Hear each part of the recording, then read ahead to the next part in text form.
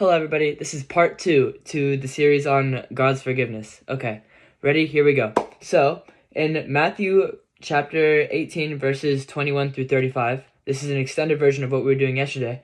It says, right about here, it says, Then Peter came to Jesus and asked, Lord, how many times shall I forgive my brother when he sins against me? Up to 7 times? Jesus answered, I tell you, not 7 times, but 77 times. Therefore the kingdom of heaven is like a king who wanted to settle accounts with his servants.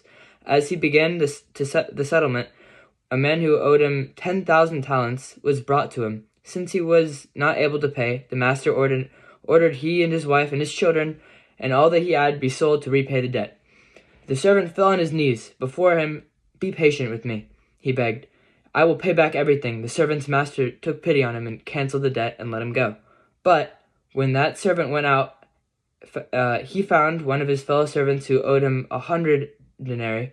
He grabbed him and began to choke him. Pay back what you owe me, he demanded. His fellow servant fell to his knees and begged him, Be patient with me, and I will pay you back. But he refused. Instead, he went off, and the man thrown him into prison until he could pay the debt. When the other servants saw what happened, they were greatly distressed, and they told their master everything that had happened. Then the master called the servant and, You wicked servant, he said. I canceled all that debt of yours because you begged me to. Shouldn't you have done mercy on him as well, on your fellow servant, as I had on you?